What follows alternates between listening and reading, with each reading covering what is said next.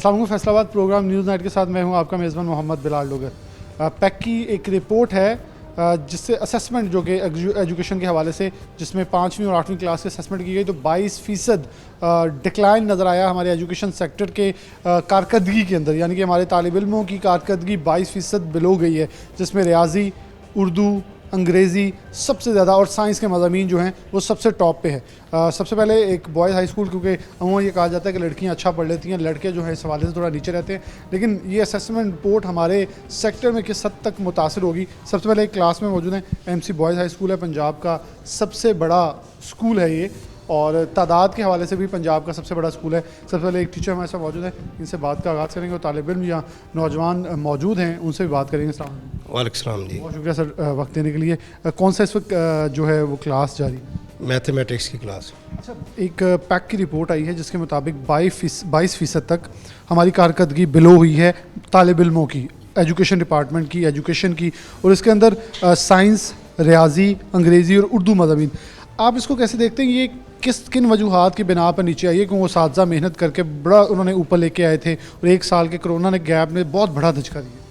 असल में मैथ या साइंस जो है ना, एक तो प्रैक्टिकली है पेपर, और दूसरा यह है कि जब तक बच्चे के साथ इंटरेक्शन नहीं होती, ठीक है, उस वक्त तक बच्चे पिक नहीं करते।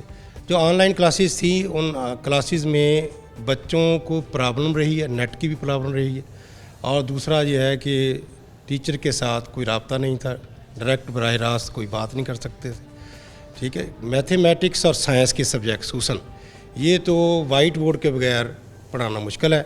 वाइट बोर्ड में टीचर पढ़ाएगा, एक्सप्लेन करेगा, और बच्चों के साथ इंटरेक्शन होगी, सवालात जवाबात होंगे, तो फिर जहाँ समझ लगेगी। ये कोरोना की वजह से और ये जो ऑनलाइन क्लासेस की वजह से रिज़ल्ट जो है डाउन हुआ है, ठीक है। अब रेगुलर क्लासेस शुरू हैं, इंशाल्लाह इस कमी को इंशाल्लाह दूर कर लेंगे। किस समय तक गवर्नमेंट ऑफ पाकिस्तान और ख़ासतौर पर एजुकेशन डिपार्टमेंट की तरफ से जो डेट एक्सटेंड की गई है कि पेपर्स थोड़े लेट लिए जाएंगे, उससे फ़ायदा होगा? उससे जो एक गैप है वो निकल पाएगा? हाँ बिल्कुल जी, वो अब टाइम मिल जाएगा, ठीक है, और ये कोर्स अच्छे तरीके से तैयार हो जाएगा। बच्चे जो हैं वो रेगुलर आ रहे हैं, ठीक है। बच्चे ये कोर्स ख़त्म करेंगे, टीचर के साथ रब्ता भी है और टीचर कोशिश भी कर रहे हैं, मेहनत कर रहे हैं, इंशाल्लाह वो कमी दूर हो जाएगी। वालिदैन की तरफ से किस हद तक आप समझते हैं कि तालिब इल्म भी हमारे साथ मौजूद हैं, कितनी नेग्लिजेंस दिखाई गई है? क्योंकि डेफिनेटली ये 22% स्कूल तो बंद थे, अब ये घरों के अंदर पढ़ाना था, और हमारे नौजवान लड़के, हम खुद हैं, हम भी ज़रा थोड़े से इस हवाले से नालायक समझे जाते हैं एज़ कम्पेयर टू लड़कियाँ जो चले उन्हें घर में रहना तो पढ़ लेते हैं, ये खेल कूद में ज़रा मसरूफ़ हो जाते हैं। तो कितनी नेग्लिजेंस पेरेंट्स की तरफ से आई, और वैसे भी लड़कों के साथ लाड़ प्यार ज़रा ज़्यादा होता है, उन्हें छूट ज़्यादा दे दी जाती है। ये असल में पेरेंट्स जो है ना, वो बच्चे को स्कूल भेज के अपनी तरफ से ज़िम्मेदारी से बरी हो जाते हैं, ठीक है। ये पिछली रूटीन थी। अब चूँकि बच्चे घर थे, पेरेंट्स अपने अपने काम में मसरूफ़ होते हैं, अपनी जॉब में मसरूफ़ होते हैं, और बच्चों पर वो तवज्जो नहीं देते। स्कूल में जब बच्चे आते हैं, ज़ाहिर बात है टीचर पूरी कोशिश करते हैं, मेहनत करते हैं, ठीक है, जिससे रिज़ल्ट बेहतर हो जाता है। अब इस कोरोना में चूँकि वालिदैन अपनी अपनी ड्यूटी पर मसरूफ़ थे, और बच्चे जो हैं वो ज़ाहिर बात है खेल कूद में मसरूफ़ रहे, पढ़ाई की तरफ तवज्जो नहीं दी, इस चीज़ की वजह से रिज़ल्ट डाउन हुआ। इस वजह से भी रिज़ल्ट डाउन हुआ है। मैं सबसे पहले एक टीचर को इसलिए, ताकि हालात व वाक़या जो हैं उधर डिटेल में हमारे सामने आ जाएँ। क्लासरूम है, और क्लासरूम के अंदर, क्योंकि आप देखने वाले भी सब क्लासेस में बैठे होंगे, हम भी इन क्लासरूम्स में बैठे हैं, मकसद सिर्फ ये एक होता है कि इस क्लासरूम के अंदर जब बाउंड हो जाते हैं पढ़ने का, तो फिर डेफिनेटली एक माहौल और एक सब कुछ वो सेटअप होता है जहाँ हमारी एक तरबियत होती है कि हमने पढ़ के ही कुछ सीख के जाना है। यहाँ से बेसिकली दरसगाहें हैं, तालीम की दरसगाहें, इल्म की दरसगाह, तो इल्म लेके जाना है, तालीम यहाँ से लेके जानी है। तालिब इल्म मौजूद है, इनसे कुछ बात करते हैं इस हवाले से। बेटा अपनी सीट पर ज़रा खड़े हो जाएंगे। अस्सलाम वालेकुम। वालेकुम। आपका नाम? मोहम्मद अहमद। अहमद, कौन सी क्लास है सर? आप 10th इकबाल। छुट्टियों में क्या किया? बिल्कुल सच बताना है, बाकियों से पूछें, क्योंकि डेफिनेटली हमारा 22% रिजल्ट नीचे आया है, हमने इसे ऊपर लेके जाना है। आपके ख्याल में कौन सी हमारी तरफ से गलतियाँ हुई हैं और कौन सी ठीक करनी है? सबसे पहले तो कोरोना ने काफ़ी मसला क्रिएट किया, जिसकी वजह से स्कूल काफ़ी देर के लिए बंद हो गए, तो हमारे पढ़ाई पर कोई कॉन्सनट्रेट नहीं रहा था। ऑनलाइन क्लासेस होती थी, लेकिन उसका कोई ज़्यादा फ़ायदा नहीं होता था, क्योंकि कुछ जो फेस टू फेस आप समझ सकते हैं वो आप ऑनलाइन क्लासेस में नहीं समझ सकते। तो ज़ाहिर बात है बड़ा मसला बना था, लेकिन अब जब से स्कूल खुले हैं तो हमारी पढ़ाई रेगुलर हो गई, तो काफ़ी हद तक हमारा सारा सिलेबस मुकम्मल हो गया। लेट पेपर हो थोड़े से किए हैं, उससे फ़ायदा हो? जी बहुत फ़ायदा होगा और और स्मार्ट सिलेबस से भी बहुत ज़्यादा फ़ायदा होगा। स्मार्ट सिलेबस से भी फ़ायदा होगा। और नौजवान मौजूद हैं। अस्सलाम वालेकुम। वालेकुम। आपका नाम? अहमद वसीम। अहमद, कैसे समझते हो ये 22% जो डिक्लाइन आया है इसे कैसे ठीक किया जा सकता है? 22% जो डिक्लाइन आया है ये ओबियसली ऑनलाइन क्लासेस की वजह से आया है, तो इसको कवर ऐसे किया जा सकता है कि फ़िज़िकल क्लासेस हों। फ़िज़िकल क्लासेस में ऐसे है कि टीचर और स्टूडेंट्स आपस में जब कोऑर्डिनेट करेंगे तो इनको ज़्यादा अच्छे तरीके से कंसेप्ट क्लियर होगा और वो बहुत अच्छे तरीके से आगे रिज़ल्ट गिव अप करेंगे। अगर रिज़ल्ट ऐसे नहीं आना तो फिर रिज़ल्ट वैसे भी नहीं आना। अगर रिज़ल्ट आएगा तो वो सिर्फ फ़िज़िकल क्लासेस से आएगा, ऑनलाइन क्लासेस से रिज़ल्ट अच्छा नहीं आना। ऑनलाइन क्लासेस से रिजल्ट अच्छा नहीं आएगा। और तालिब इल्म मौजूद हैं, उनसे बात करते हैं। आप अपनी सीट पे खड़े होंगे। अस्सलाम वालेकुम। वालेकुम। आपका नाम? जासिम। जासिम, आपकी शरारतें मैं देख रहा था, मैं चले आपसे बात कर लेते हैं। कितना पेपरों के लिए रेडी हो? सर बस अभी तो तैयारी बस सही सही है, आगे आगे जाके और अच्छी तरह हो जाएगी। कौन सा फेवरेट सब्जेक्ट? सर मेरा फेवरेट सब्जेक्ट बायो। मतलब कैसे देखते हो, बायो में कितने मार्क्स ले लोगे? सर इंशाल्लाह पूरे नंबर लेने हैं, पूरे नंबर लेने हैं? इंशाल्लाह। ये स्कूल में वैसे टॉपर्स बहुत इस स्कूल से निकले हैं, एक हिस्ट्री है, तो आप भी उस हिस्ट्री में शामिल होना चाहते हैं? इंशाल्लाह। क्या कहोगे, छुट्टियां अभी होनी चाहिए या इसे अब ख़त्म करना चाहिए, अभी थोड़ा स्कूल चलने चाहिए? सर स्कूल चलने चाहिए।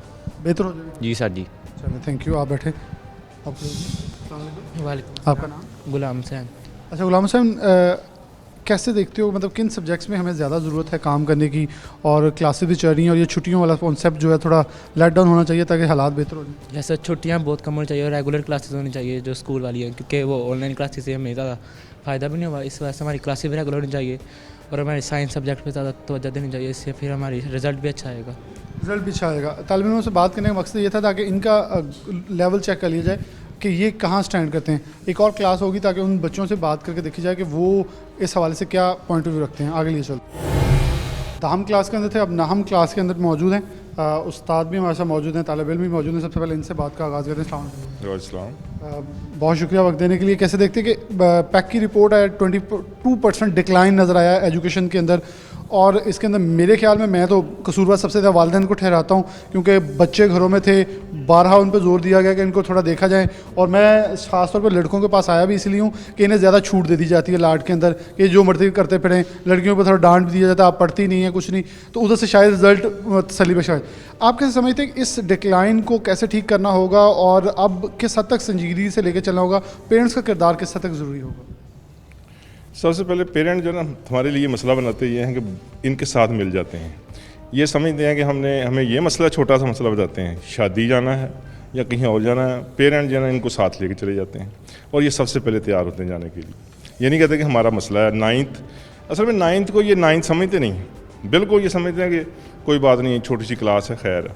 लेकिन इसकी वजह से इन्होंने सारी इनकी आगे मंजिल जो है ना वो ख़राब होती है। तो जो बच्चे रेगुलर होते हैं उनके लिए कोई मसला नहीं होता।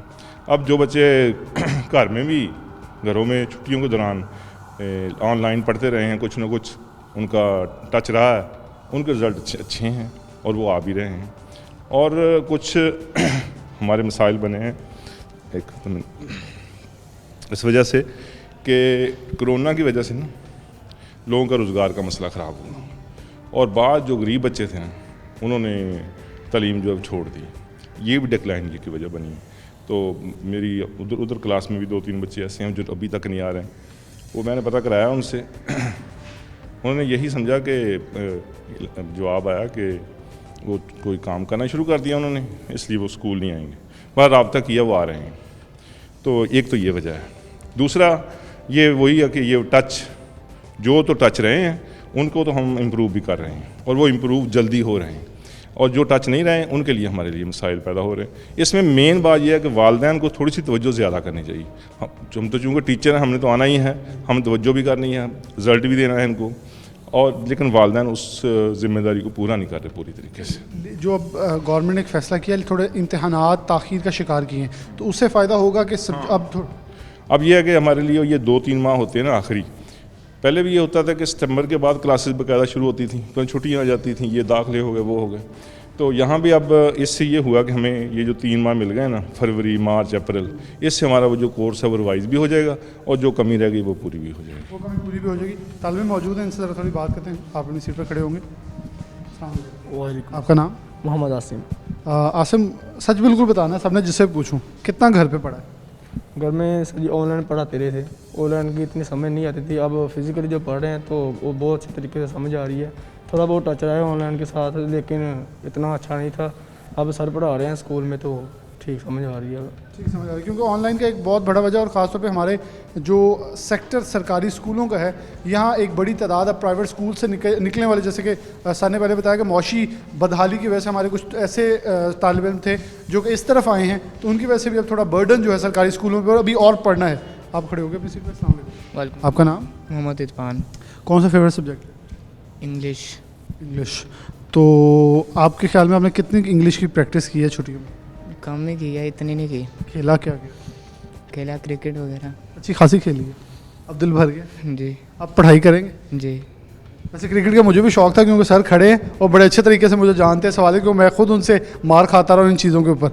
लेकिन अब पेपर्स के लिए प्रॉपर तैयारी करेंगे? जी अब कर रहे हैं। अब तैयारी करेंगे। बिल्कुल, मकसद सिर्फ ये आज के प्रोग्राम का है, इन बच्चों को से पूछा जाए और ख़ासतौर पर पेरेंट की असेसमेंट थोड़ा सा उन्हें इन्हांस किया जाए कि इस डाउनफॉल को ठीक करने के अंदर, और जब भी हमारा पैक का रिजल्ट आता था तो 80% 90% आता था, क्यों? उसातिज़ा की मेहनत नज़र आती थी। लेकिन उस मेहनत को रायगां कर दिया गया है वालिदैन की नाअहलियों ने और थोड़ी सी गफलत की वजह से। आप बेटा खड़े हो गए। अस्सलाम वालेकुम। वालेकुम। आपका नाम? मोहम्मद उमैस।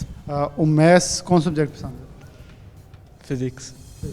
फिज़िक्स में ख़ास क्या चीज़ पसंद है? फ़िज़िक्स में न्यूमेरिकल्स। न्यूमेरिकल्स। तो ये तो वैसे बड़ी बोरियत समझी जाती है, और आपने इसकी प्रैक्टिस की? जी। छुट्टियों में पूरी करते रहे? जी। खेला कूदा कोई नहीं? खेला। तो आपके ख्याल में अब जो 22% डिक्लाइन आया है, इसको ठीक करने की कौन सी सोल्यूशन है, कैसे से ठीक किया जाए? इसको यही है कि अकेडमीज़ में भी टेस्ट हो रहे हैं, स्कूल्स में भी टेस्ट हो रहे हैं, उनको अच्छी तरह किया जाए। अभी हमारे पास 3 मंथ्स हैं, हम उसमें अगर अच्छी तरह पढ़ लेते हैं तो सारा क्लियर हो सकता है। ये जो सर कह रहे हैं कि अब शादियों पे जाना छोड़ देना चाहिए, छोड़ना चाहिए?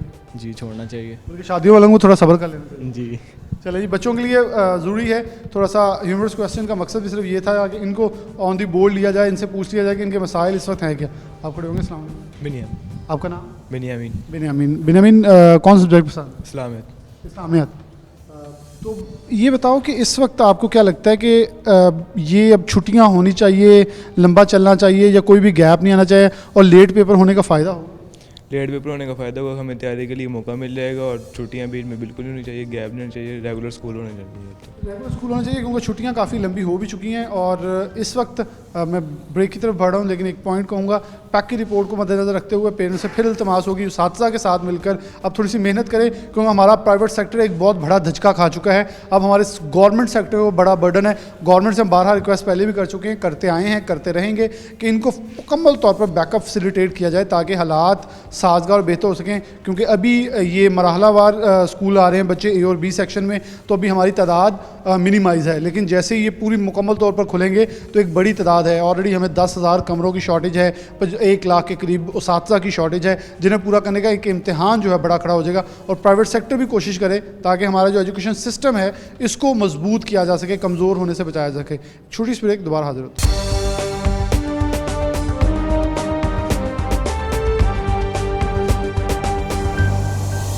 वेलकम बैक नाज़रीन, दोबारा से प्रोग्राम के अंदर खुशामदीद कहते हैं। इस वक्त स्कूल सरबराहान जो है हमारे साथ मौजूद हैं, राव इकबाल साहब मौजूद हैं, इनसे बात का आगाज़ करते हैं। डॉक्टर साहब बहुत शुक्रिया वक्त देने के लिए। इस वक्त कैसे देख रहे हैं 22% डाउनफॉल, डिक्लाइन नज़र आ रहा है, और ये एजुकेशन डिपार्टमेंट और कुछ की तरफ से अच्छी चीज़ भी है कि हमें असेसमेंट का मौका मिल गया है कि हम खड़े कहाँ हैं, ताकि हम अब इसे लेके आगे चल सकें। कैसे देखते हैं इस वक्त इन इशूज़ को कैसे कैटर करना होगा? स्कूल सरबराहान का, मुलाजमीन का, उसातिज़ा के बहुत सारे इशूज़ हैं, और उसके बाद अब एक बड़ा इशू ये भी आन पहुँचा है कि करना अब क्या है आगे। कैसे देखते हैं सब? देखें जी कि जैसे कि अब ये लॉकडाउन रहा है हमारा तकरीबन ये 8.5 माह। हमारे बच्चे जो वो आउट ऑफ स्कूल थे ना, ये बाहर गए हुए थे, तो टीचर जो है वो ज़ाहिर उनके फासले पे था। हमने बड़ी कोशिश की ऑनलाइन उनको समझाने की, पढ़ाने की।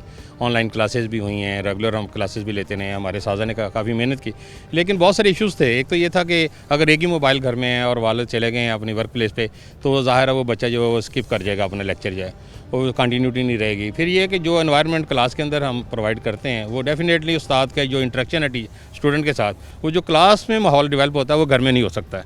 ठीक है, बच्चे जो है ना वो आप देखेंगे 10-15 मिनट मिनट के बाद फेडअप हो जाते हैं। ऑनलाइन आप भी पढ़ के देखें तो वो 10-15 मिनट के बाद जो है ना वो बंदा जो है ना वो कंटिन्यू नहीं कर सकता है। फिर उसकी एक्टिविटीज़ घर में कोई और तरह की होती हैं, कहीं से आवाज़ आ गई है, क्योंकि इन्वायरमेंट नहीं है ना, वो घर का माहौल है, कभी वेल हो गई है, कभी घर वालों ने कभी बुला लिया। तो इस तरह से ये ज़ाहिर है जब वो बाहर रहे हैं तो उन बच्चों की ग्रिप भी नहीं रही और उनकी अंडरस्टैंडिंग का लेवल वो नहीं था जो कि क्लासरूम के अंदर है। जब ये असेसमेंट हुई है तो फिर वो रिफ्लेक्शन हुई है उसकी। हम भी यही कह रहे थे कि ये ऑनलाइन जो है ना ये प्रॉब्लम है, ऑनलाइन जो है ना ये मुश्किल हो जाएगा। तो क्लासरूम्स के अंदर जो एनवायरनमेंट टीचर डेवलप करता है ना वो घर में नहीं हो सकता है, इवन कि वो ट्यूशन सेंटर पे भी नहीं हो सकता। और हमारे वालिदैन ने कोई अच्छा किरदार अदा नहीं किया, बिल्कुल मुकम्मल तौर पर जो नताइज नज़र आ रहे हैं उसमें मेरे ख्याल में सारा बोझ था वालिदैन कंधों पे। लेकिन ड्यू टू कोरोना कोविड-19 तो लोगों के भी मौशी हालात इस हद तक नहीं थे कि वो बच्चों की तरफ भी ध्यान देते। वो उस वक्त खाने के लाले किसी को पड़े, किसी को कोई मसाइल थे, और ख़ासतौर पर सरकारी स्कूल में आने वालों को ज़्यादा मौशी हालात का परेशानी का, क्योंकि हमारे जो बच्चे हमारे पास हैं सरकारी स्कूलों में या तो मीडियाकर फैमिली के हैं या पूरे फैमिली से हैं। और फिर जब ये लॉकडाउन हुआ तो आपको पता है कि माशी मसाइल जो थे उनके बहुत ज़्यादा बढ़ गए थे। और फिर जब घर के अंदर परेशानी हो तो मेरे ख्याल में सीखने वाला अमल जो है ना परेशानी के अमल में नहीं हो सकता। परेशानी के दौरान जो है बंदा सीख नहीं सकता, सही तरह से जो है वो वर्क नहीं कर सकता। अच्छा, फिर दूसरा ये था कि क्योंकि एक खौफ भी था कोरोना का कि आपने बाहर नहीं जाना है, खेलना नहीं है, बेटा आपने किसी से मिलना नहीं है, तो ये एक टेंशन वाला माहौल भी था और उस वजह से जो है वो बच्चा जो है ना उस तरह से सीख नहीं पाया। अब फिर जो है वो बीच में हमने जब पहला फेज़ था, पहले फेज़ के बाद हमने वो 50% जो है बच्चों का आना शुरू हुआ है और बच्चों ने पिक करना शुरू करिए। लेकिन वो जब दूसरा फेज़ आया उसमें फिर बच्चों को जाना पड़ा लॉकडाउन में। और ये हुकूमत की मेहरबानी है कि उन्होंने स्मार्ट लॉकडाउन रखा था कि चलें 50% बच्चे आ रहे हैं, 50 नहीं आ रहे, तो एक दिन जो है 50% आ रहे हैं, दूसरे दिन फिर 50% आ रहे हैं। फिर उसी तरह से अब दोबारा फिर इन इन्वायरमेंट जो है अब डेवलप हो चुका है और उम्मीद है इंशाल्लाह अब जो है वो हमारी रेशो जो है वो भी कम हो रही है। और हमने यहाँ पे तकरीबन 700 जो है वो टेस्ट किया और 6 बच्चे निकले। फिर एक सवाल उठता है कि ये 6 बच्चे क्यों हैं, बाकी जो रेशो है बाहर तो बहुत ज़्यादा है। एक्चुअली ये कि हम बीमार बच्चे को स्कूल के अंदर आने नहीं देते, हम गेट पर ही उसको चेक कर लेते हैं, उसका टेम्परेचर चेक करते हैं और अगर वो बच्चा बीमार है तो हमने वालिदैन से भी रिक्वेस्ट की हुई है कि बीमार बच्चे को ना आने दें, अगर उसको खांसी है, नज़ला है, ज़ुकाम है, उसको ना आने दें। अब क्योंकि जो बच्चे आ रहे हैं माशाल्लाह बड़े हैप्पी हैं और खुश हैं और इन्वायरमेंट भी बन गया है और उम्मीद है इंशाल्लाह हमारा जो कोर्स है, जो स्मार्ट कोर्स है, वो हमने जो है इंशाल्लाह विद इन वीक जो है वो हमने जो है कंप्लीट करना है। हमारी रिवीजन शुरू हो रही है, बच्चे जो हैं वो बहुत पिक कर रहे हैं। एक बहुत अहमियत का हामिल क्वेश्चन ये है जो मेरा दिमाग में बार आ रहा है, क्योंकि प्राइवेट सेक्टर को धचका लगा है तो उनके बच्चों का शेयर भी अब इधर आ रहा है, तो वो कितना समझते हैं कि सरकारी स्कूलों में बर्डन पड़ेगा? डेफिनेटली अभी तो A-B सेक्शन चल रहे हैं, लेकिन जैसे सब कुछ ओपन हो जाएगा, स्कूल्स की शॉर्टेज, कमरों की शॉर्टेज, उसातिज़ा की शॉर्टेज, ये एक बड़ा मसला क्रिएट हो जाएगा। फिर अभी जो है ना हुकूमत ने जो है ना एक नया जो है ना एडमिशन की कैंपेन चलाई है, उसमें वो ड्राइव है हमारे पास ना एडमिशन ड्राइव। तो उसमें ये है कि अब अगर बच्चे जो है ना वहाँ पे, क्योंकि उन्होंने पहले प्रमोट कर देने 6वीं से 7वीं में, 7वीं से 8वीं में, तो वहाँ पे ये हैगा कि जब बच्चा जो है वो डेफिनेटली जो कोशिश करेगा कि हम सरकारी इदारे में जाएँ। सरकारी इदारे में हमें फैसलाबाद के अंदर तकरीबन जो है वो 4,500 के करीब पहले शॉर्टेज है कमरों की। डेफिनेटली हमारे जो पिछला जो पहले लॉकडाउन के बाद भी हमारा एडमिशन बढ़ा था, लेकिन वो जो बड़ी क्लासेस के बच्चे थे जो मैच्योर थे, क्योंकि वो मुआशी हालात ऐसे थे कि बहुत सारे बच्चे जो हैं वो छोड़ भी गए।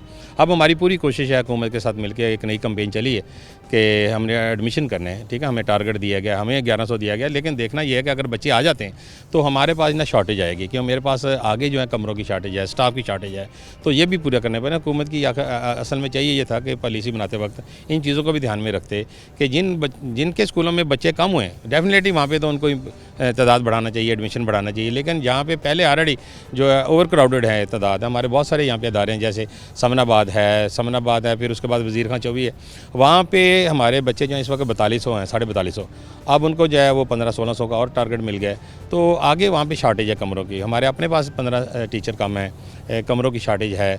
तो इसी तरह से आप गुलामदाबाद के स्कूलों में चले जाएँ, क्योंकि वो भी वेल पॉपुलेटेड एरिया है और वहाँ पे एडमिशन जो है वो ओवर क्राउडेड है, तो वहाँ पे भी 11-11, 12-1200 का टारगेट है। हम इंशाल्लाह कोशिश करेंगे दाखिला करें, लेकिन वो बच्चे डेफिनेटली प्राइवेट सेक्टर से जो है वो सरकारी की तरफ आएंगे। उसकी वजह यह है कि एक तो माशी हालात है, वो पे नहीं कर सके और वो फीसेस भी वो 4-4, 5-5 माह की हैं उनके पास, तो वो पेंडिंग पड़ी हुई है, तो वो डेफिनेटली जो इधर ही आएंगे, तो इंशाल्लाह हम कोशिश करेंगे उनको अकोमोडेट करने की। इंशाल्लाह अकोमोडेट किया जाएगा उनको। एक सीनियर टीचर हमारे साथ मौजूद है, अस्सलाम वालेकुम। अब एक राव साहब की बात से मैं अगर क्रॉस क्वेश्चन निकालूँ, जब वो बच्चे आएंगे वो 4 हों 5 हों, लेकिन इस क्लास के अंदर जब एडजस्ट करेंगे उस उस्ताद के लिए ओवर बर्डन भी होगा और फिर उनको लेके बराबर पे चलना भी होगा।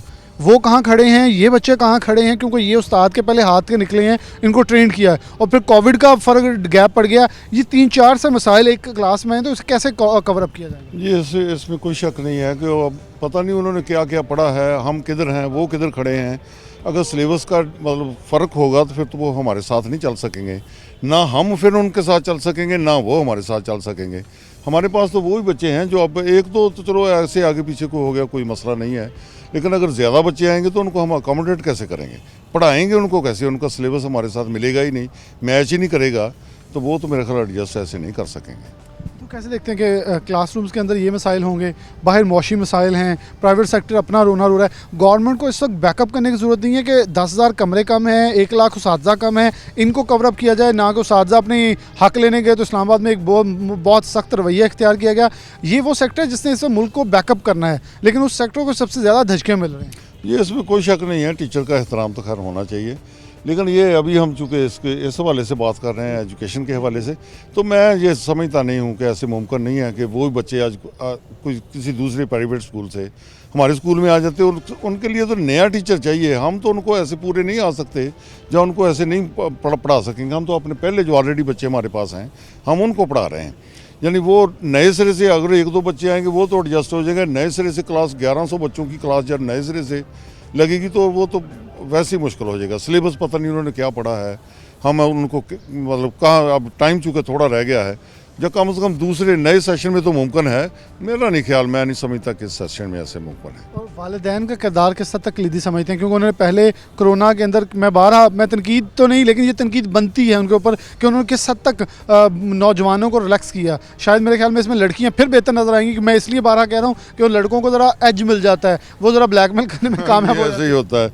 वो लड़के ऐसे घरों में जाके कोई ऐसा पढ़ते नहीं है। दूसरी बात, जैसे राव साहब ने कहा कि हर बच्चे के पास मोबाइल नहीं है, अगर कोई फ़र्ज़ करें है भी, या मैं ऐसे कहते हैं वैसे कह देते हैं है घरों में, लेकिन वो पेरेंट्स के पास है, बच्चा तो ले ही नहीं सकता, बच्चे का शनाख्ती कार्ड ही नहीं है, उसके पास ही नहीं है मोबाइल, उसके उनके यानी पेरेंट्स के पास है, वालिदैन के पास है, वो उनको देते नहीं हैं। ये हमारे इधर मतलब ये मसाइल रहे हैं, हमने ग्रुप बनाए हुए थे, वो प्रॉपर मतलब जवाब नहीं मिल सका, हमें प्रॉपर जवाब नहीं मिल सका। बहुत आखिर में जहांगीर अशरफ हमारे सीनियर रिपोर्टर एजुकेशन के तजिया रखते हैं अपना। जहांगीर, बहुत शुक्रिया वक्त देने के लिए। इस वक्त 22% डिक्लाइन एक अच्छी चीज़ है, असेसमेंट हो गई है हम कहाँ खड़े हैं, लेकिन सरकारी स्कूलों में ओवर बर्डन होना है, ये मैं बारहा कह रहा हूँ, क्योंकि जो प्राइवेट सेक्टर अपना रोना रो रहा है, नज़र आ रहा है कि उन बच्चों ने कहीं एडजस्ट होना है। जब यहाँ एडजस्ट होंगे, ओवर बर्डन कैसे ये कैपेबल, क्या इस हवाले से हम कैपेबल हैं, हमारे स्कूल इसका वजन उठा सकें? बिलाशुबा उस्ताद अपनी पूरा जोर लगाएंगे, मसल लगाएंगे, लेकिन क्या वो नतीजे आ सकेंगे? 22% आगे बढ़ता देख रहे हैं। जो 22% नुकसान हुआ है, पहली बार हुकूमत ने ये असेस किया है कि नुकसान बच्चों का क्या हुआ है। देखें, बहुत लंबा गैप रहा, बच्चों के तालीमी अदारे बंद रहे, और पहला फ़ेज़ ऐसा था जो 6 माह का, जिसमें ऑनलाइन एजुकेशन का कंसेप्ट अभी नहीं था, क्योंकि हमें यूज़ टू नहीं थे। दूसरे फेज़ में किसी ना किसी हद तक बच्चों को कहा गया कि आप व्हाट्सएप ग्रुप के तहत इंगेज रहें, लेकिन जो असेसमेंट हुई पंजाब एग्जामिनेशन कमीशन की तरफ से, उसमें कोरोना से पहले और बाद के नताइज में 22% का फ़र्क आने का मतलब है हमारे बच्चे एजुकेशन में बहुत पीछे चले गए हैं। अब ये सारा जो बोझ है ये असातिज़ा के कंधों पर है, क्योंकि उनके रिज़ल्ट बेहतर बनाना ये असातिज़ा की ज़िम्मेदारी है। और दूसरी तरफ असातिज़ा को टाइम शॉर्ट इस तरह से है कि आधे बच्चों को एक दिन बुलाया जा रहा है, आधे बच्चों को दूसरे दिन बुलाया जा रहा है, तो हफ्ते में बच्चे को सिर्फ 3 दिन पढ़ने को मिलते हैं, और टीचर किस तरह से 1 साल का सिलेबस 3 माह में कवर करवाएंगे, ये इस सेशन में जो नुकसान है कवर होता हुआ नज़र नहीं आ रहा। इसके लिए अगले सेशन से जब पूरा 1 साल बच्चों को मिलेगा पढ़ाई के लिए, अगले साल से नताइज बेहतर होंगे। इस साल नताइज बेहतर होने की उम्मीद नज़र नहीं आ रही, क्योंकि सिर्फ मैक्सिमम 2 से 3 माह बाद सालाना इम्तहानात होने जा रहे हैं, चाहे वो इंटरनल एग्ज़ाम हो 8वीं जमात तक, या मैट्रिक और इंटरमीडिएट के तालीमी बोर्ड के एग्ज़ाम हो। जब एक्सटर्नल एग्ज़ाम होगा या सिर्फ 2-3 माह बाद एग्ज़ाम होगा और बच्चों को आधे दिन पढ़ने को, क्लासेस अटेंड करने को मिलेंगे, तो यकीनी तौर पर जो नुकसान बच्चों का हो चुका है वो रिज़ल्ट इम्प्रूव नहीं होते नज़र आ रहे। इसके लिए हुकूमत को और बच्चों को, वालिदैन को, सबको अगले सेशन का इंतज़ार है, क्योंकि जब पहले दिन से बच्चा पूरी क्लासेस पढ़ेगा, पूरा सिलेबस के लिए उससे पूरे साल का टाइम होगा, तभी वो अच्छे नताइज दे सकेगा।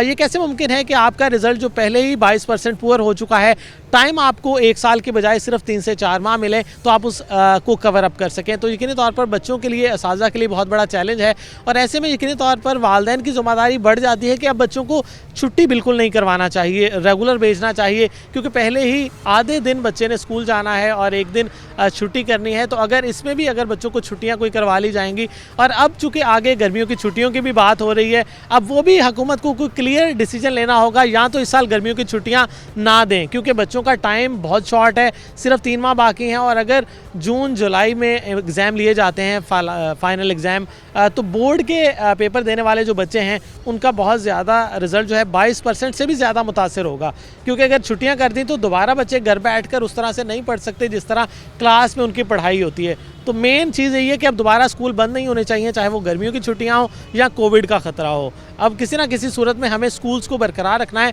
क्लासेस को कंटिन्यू रखना है। क्लासेस को कंटिन्यू रखना है, जो मर्जी हो जाए, जिस तरह हालात मर्जी जाते हैं, लेकिन इस वक्त हमें कंटिन्यूटी जो है उसे बरकरार रखना इस वक्त सबसे बड़ा इम्तिहान है। एक छोटी सी ब्रेक, दोबारा हाजिर होते हैं।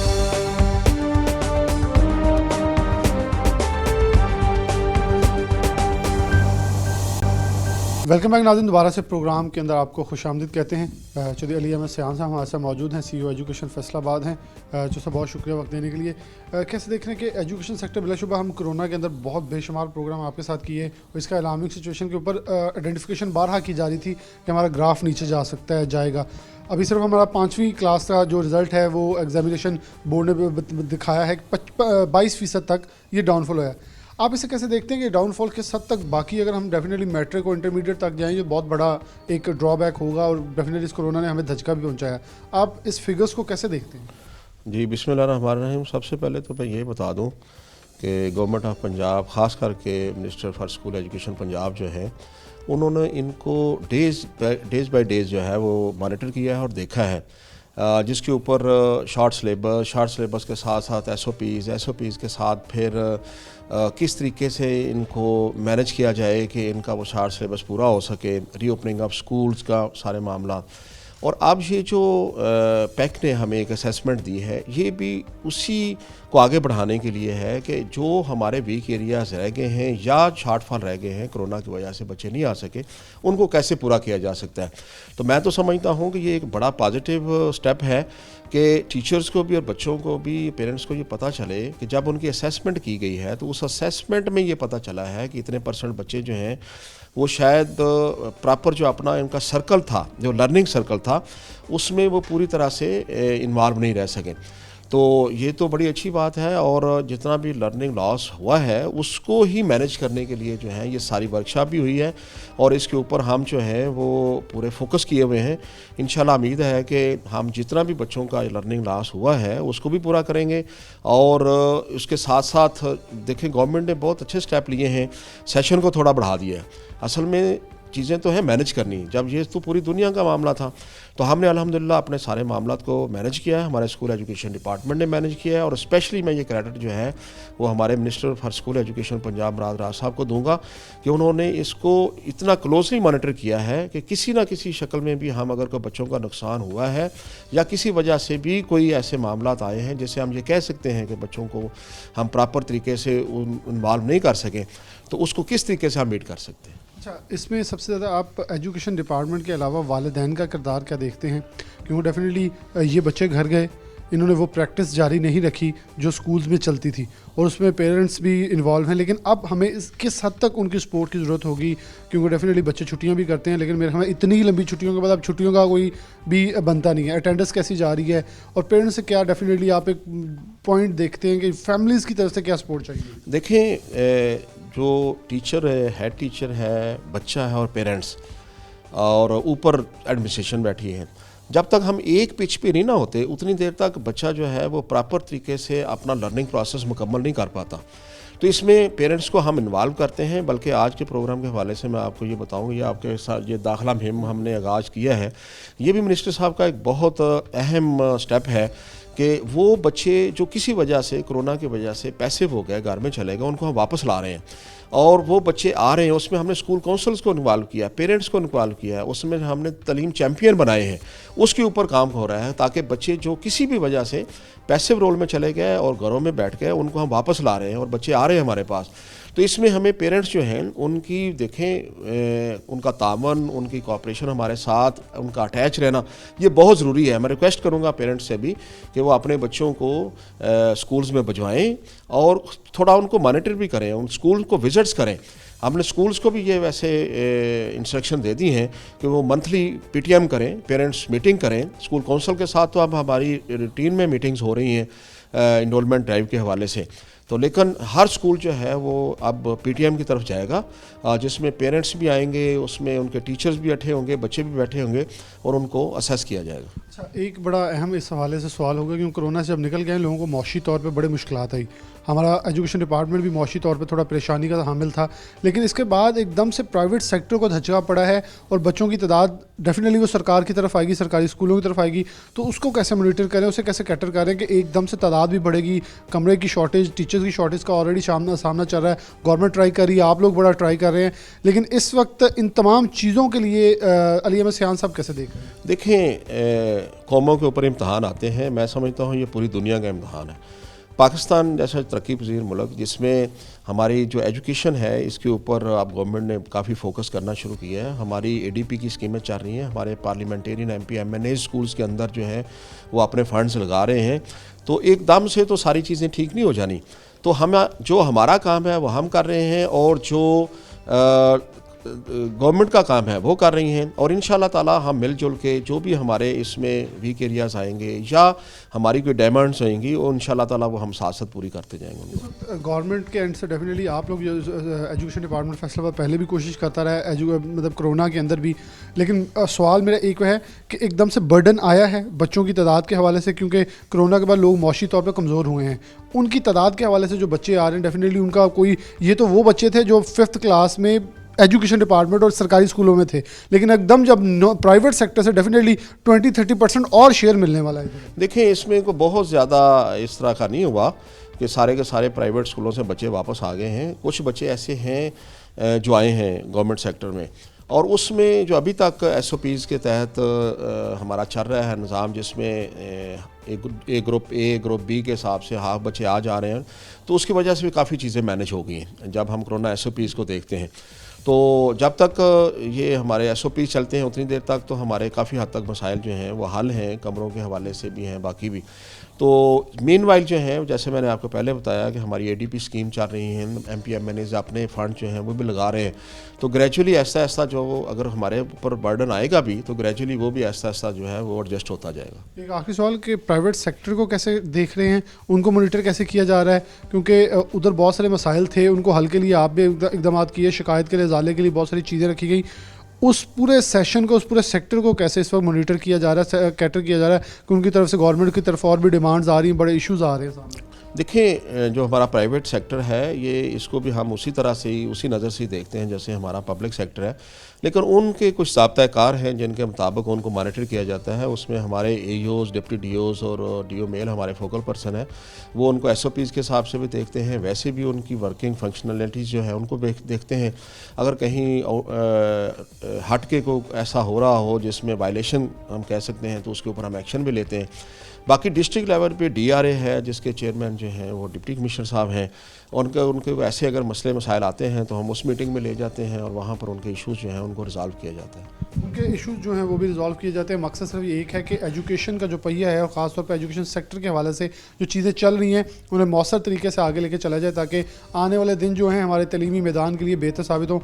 अली अहमद सियान हमारे साथ मौजूद थे, उन्होंने बहुत ही कैटेगोरिकली कहा कि 22% बिलाशुबा कम हुआ है, लेकिन ये हमारे लिए बहुत एक अच्छा, उन्होंने इसे एक मुस्बत स्टेप कहा, क्योंकि इसके बाद हमें असेसमेंट की ज़रूरत थी। ये असेसमेंट सामने आ गया, अब इसको सामने रखते हुए हम कारकर्दगी को आगे लेके चलेंगे ताकि उस्ताद और तलबा मिलकर, ख़ास तौर पर पेरेंट्स से इल्तजा की है कि वो इसके अंदर किरदार अदा करें, ताकि बेहतरी के सफ़र के अंदर उस्ताद, एजुकेशन डिपार्टमेंट और तलबा के साथ वो वालिदैन अपना किरदार अदा कर सकें। इसी के साथ प्रोग्राम न्यूज़ नेट से इजाज़त दीजिए। अल्लाह हाफ़िज़।